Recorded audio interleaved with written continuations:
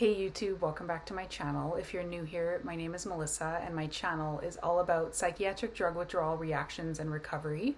And it draws from my own long and very painful experience through withdrawal and reactions, as well as the probably thousands of people I've talked to at this point in my 7 years in this community, both formally coaching people and informally having conversation with them. And what I talk about in these videos is this layered experience and all of the aspects of this, and drawing from people's experience and my own experience. And really what I aim to do is provide hope, because I feel like it can be really lacking in this community. And so that's what I'm here to do, and to just acknowledge all of the aspects of this and talk about it and share patterns that I've noticed in people that I talk to, and generalize kind of what is happening and what might be happening.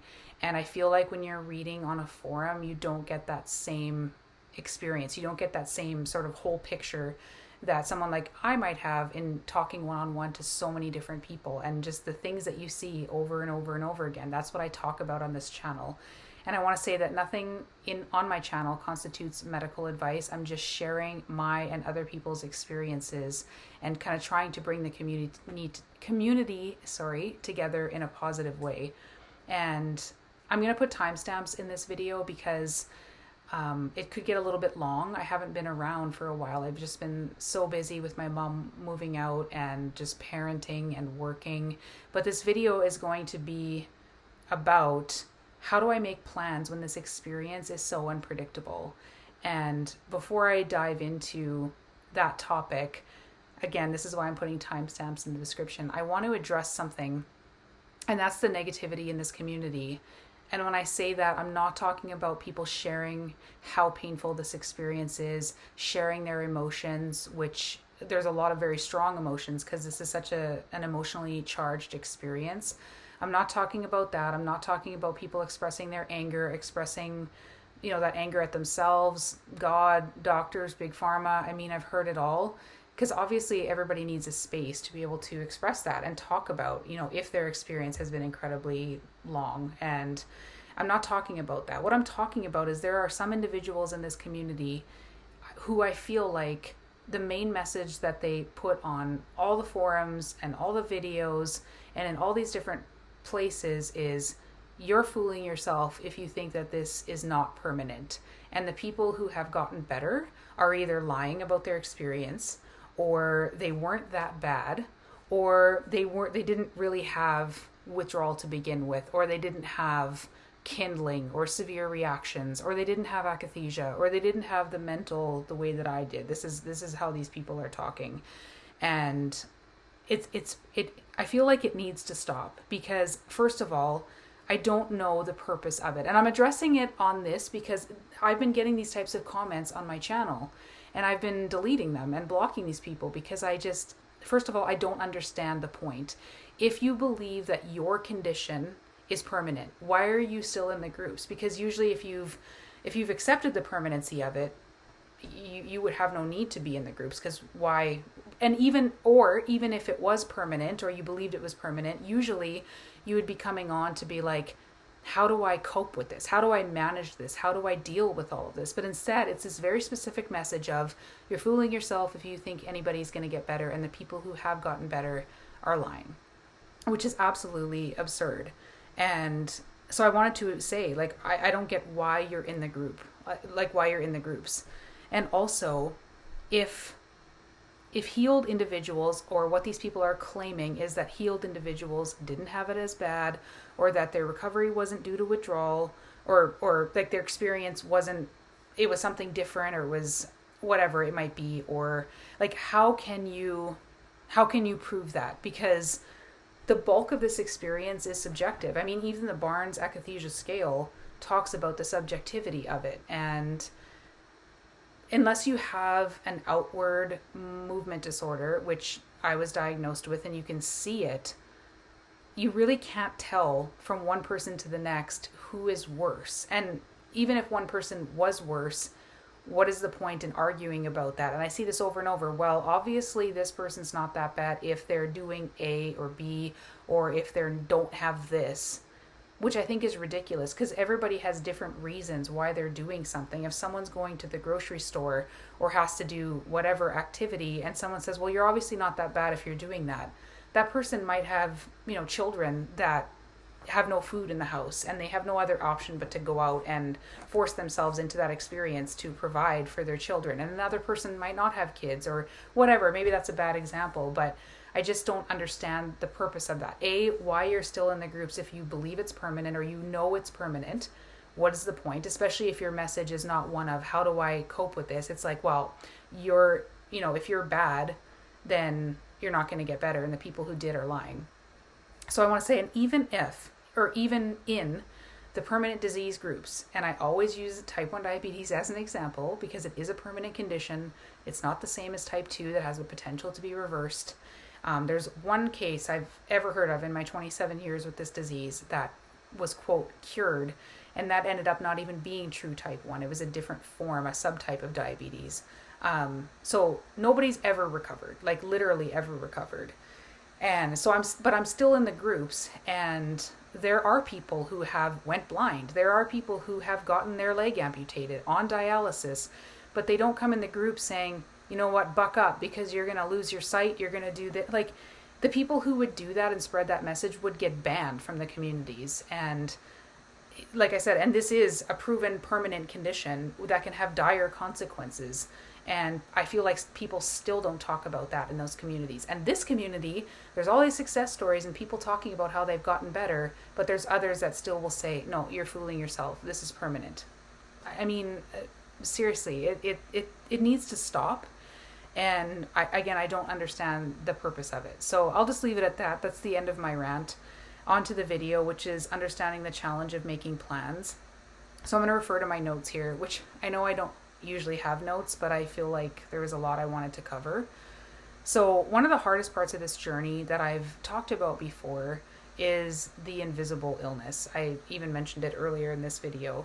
And again, diabetes is often invisible as well, in the sense that people don't understand.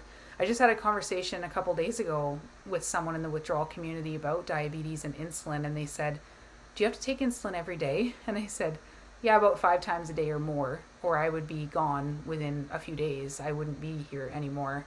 And all of the calculations you have to go through and all of the potential complications and just how many things affect blood sugar and how scary it can be to have a super low blood sugar, which can lead to a seizure, and how scary that is, and the high blood sugars, which can lead to coma. And I mean, you're always that's running through your head, and you learn over time to manage that and try to live your best quality of life by knowing what can happen if you don't take care of yourself, but also not living in that fear every day. And that can be hard. It's a tough thing to navigate, but that's what you learn to do in these permanent states and these chronic diseases. But also you're expected to perform at the same level as your colleague or as your family members, even when your blood sugar is triple what it should be. And no one gets that because you look fine on the outside. And so that's another thing in this space, is that for the most part, people can appear fine. Not always, but a vast majority of the time, they're kind of masking what they're going through, and there's nothing outwardly visibly wrong. And so that in itself is really difficult. And so I want to acknowledge that first of all. And also I want to share a really quick personal story. So at Christmas of 2019, when I was still in my first withdrawal, which wasn't as bad as my second withdrawal, but mentally it was really bad still. And it was relentless. I didn't really get windows in my first withdrawal, although the baseline wasn't as bad as the second one. So I was still functioning to a certain degree, but I was suffering every day. And my mom and I had made plans to go to our big family dinner, and something was said. I don't remember the details of it now, but I wasn't feeling up to it, or I wasn't feeling well. I was so tortured mentally, and my mom was probably tired of hearing about it and just wanted to enjoy her Christmas. And so she made some type of comment. I don't remember exactly what she said, but it was something along the lines of, get it together, snap out of it. And it just kind of spiraled me, and I was like, I'm not going.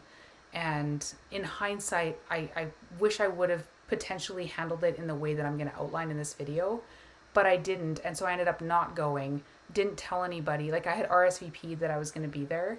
And then I didn't go. I didn't tell anybody I wasn't going or why. I kind of just dumped that on my mom and expected her to talk for me. And I remember she left and I was just bawling my eyes out, and I filmed myself because that was talking to my phone was like my constant companion, other than like I didn't have my support group until my second withdrawal. And so I would talk into my phone and film myself and just let it all out because I felt like a burden all the time. And so I was just talking about how unfair it was and how this is ruining, my holidays, and am I ever going to experience a normal brain again and all of that. And so I didn't go, and I still remember it really well, what that felt like. And so that kind of segues me into sort of the strategies for navigating these types of things, because a lot of times people don't know how they're going to feel from one day to the next, especially if you're in that windows and waves pattern. So then people will always ask me, like, how am I ever supposed to make plans? And now I want to say too that I'm not in this video talking about when you're in really severe acute, where you don't have any windows and you can't even fathom doing anything social. You're just in pure survival. So I'm not talking about that. I'm talking about when you're more into a windows and waves pattern, or your symptoms, your baseline isn't as severe, and you have a little bit of room to start to do some things, or you want to start doing some things. That's more what I'm talking about in this video. Or some people too, they just get tired of feeling like maybe if they don't get windows and like their baseline is maybe a little bit better, or they're just like, I'm sick of this, I'm just going to try to go anyway. That's not super common, but here's the way to potentially navigate it. So, and two, like if you have expectations, your spouse, your kids, your parents, your family have expectations of you, again, because your illness is invisible.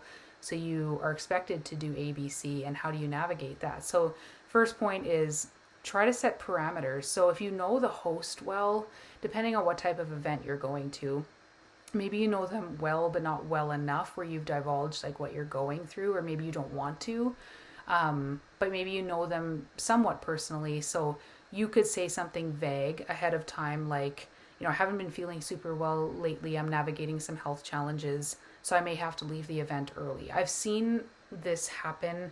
I've seen clients, I just thought of something else I want to mention, do it this way, and it's been really helpful for them to kind of reintegrate into these type of social situations. So you could say something like that, so in addition to that, or instead of that, you could just commit to a certain time parameter. So I'm going to go for an hour, or I'm going to go for 15 minutes or 5 minutes or whatever it might be.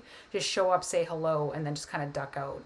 And that can be helpful for putting a time limit, and it doesn't seem as overwhelming. And you can kind of say to yourself, I did it, but I had to leave, and that's okay. Or maybe I'll talk about the leaving part in a second. And I know that's not always totally feasible, because again, there might be expectations. You might have someone with you, but again, explaining to that person, I'm going to go, but I really I'm giving myself this time limit, and it has to essentially be okay if I leave early. Obviously, there's different circumstances there if you're going alone or with someone else, but putting parameters around things is generally a good idea from what I've gathered. And that slow integration part I mentioned. So another really good thing to practice is compassionate self-talk. I've had conversations with people who have recovered, and one conversation stands out in my mind, and I remember asking them, what got you through it? And I remember specifically they said a lot of self-compassion. And I've seen it so often in this community where people are incredibly hard on themselves. I hear it over and over and over, and this was me as well. How could I have been so stupid? Why did I take these drugs and ever believe they were safe and effective? Why did I ever come off the drug if maybe someone was stable on it? Why was I so stupid to reinstate? So this kind of talk. And so if you go to this event and say you left earlier than you had planned to, or you walked in and had to walk out, and a lot of times people can then beat themselves up even more, or spiral into sort of like this despair, or angry, or more fearful, like, I'm never going to be able to interact normally again. A lot of these things people go through when this happens. Maybe they didn't do this in the sense that they're setting up these parameters or they're talking to the host, but just in general, they'll try something, have to leave, and then there's a lot of this being super hard on themselves. So this is a time to try to be really compassionate towards yourself. So this is like really paying attention to the narrative in your head, such as, I hate this. So you always want to acknowledge the emotion, because I feel like suppressing the emotion is its own set of problems. So you acknowledge how much you hate it, how angry you are, how scared you are. So you acknowledge it, but you try not to stay in that space, and you shift it or segue into like the compassionate self-talk. This is incredibly difficult. I hate this. I don't like this, but I'm going to give myself credit for trying. Or, I might need to do a little bit extra self-care now because I feel really horrible, but I'll try again in the future. And that might sound really cheesy, but honestly, it's really, really important. So that's something I wanted to mention. Another thing is, so I never know how to term this or what word to use, but people have crutches or safeties is what I call them. So this might be like anything that brings you comfort. I've seen people with stuffed animals. It might be a book. It might be a person. It might be headphones. It might be, a propranolol, or just something that is almost like a psychological safety net. So maybe you take everything with you. If you have multiple things and you're trying to go to this event, you're setting the parameters, you are doing the compassionate self-talk even at the event or whatever, and you have your safeties with you. Over time, so I learned this when prior to doing this online work, I used to work in nonprofit management. I used to manage group homes for individuals with autism, and it was a lot of behavioral management and crisis situations and how to, it was a lot of behavior stuff. And one thing that I learned it was called chaining. So essentially what that is if you're teaching a skill and you're breaking it down into steps, and then as the person gets more skilled at it, say they're learning to put their jacket on and do up the zipper, then you think about all the steps to putting on a jacket and doing up a zipper. And chaining just means eventually, as you teach the person more and more, you'll eliminate one step. So either at the beginning or at the end. So say you teach them, initially when you teach them, you put the whole jacket on for them and you zip it up halfway. So all they have to do is do the last half of the zipper. Then maybe a few times later, or the next time, depending on the person, you will do everything except the whole zipper. And then the next time you just do one arm or something, and then they have to do the other arm or sleeve plus a zipper. Or you could do it the other way where, how does this go now? So I can't remember, but that's one way of doing it. It's called chaining. So the way that this relates to this is, say you are attempting to go out and do something and you take all 5 of your safeties with you. Then you feel like you're kind of raw dogging it. You're like, okay, I'm gonna go 1 minute without using any of my safeties. And then you get to the event and you're like, this is too overstimulating. So right away or after a minute, you put your sunglasses on, or you put your headphones in, or whatever it might be. It depends on the event and the situation. And then the next time you go 2 minutes without doing it. And the next time you go 3 minutes. Or it could be you take all 5 with you the first 3 times, and then the next time you only take 4 things with you. And it's just kind of slowly eliminating, and it's integration. So I hope that makes sense. And I've talked about it on this channel many times before, the notion of nurturing and stretching. So you're doing a lot of self-care, but you're also in those times when maybe you're feeling a little bit stronger, you push yourself just a little bit. And then you might have to dial back a little bit, do some extra self-care, and then you push a little bit again, or a little bit more the next time. I think Coach Power says lulling and pushing, and I say nurturing and stretching. I think that's really important. And there was something else. Oh, one other thing I wanted to sort of compare this to is anxiety recovery, or my experience with anxiety recovery. And I'm not saying that this is anxiety. I'm not saying that it's the exact, obviously there's much more to this than anxiety, but the premise of it, when I didn't take these drugs for anxiety. I took them for situational depression, but I had struggled with anxiety a lot of my life, which hit a peak in my early 20s. And I used self-directed cognitive behavioral therapy to essentially work my way out of that disorder. And one of the things that in the book that really changed my life, she talked about was there's two aspects to this. The first one is the theory. So a lot of people just get these horrible anxiety symptoms and don't even know what's happening to them. That was me.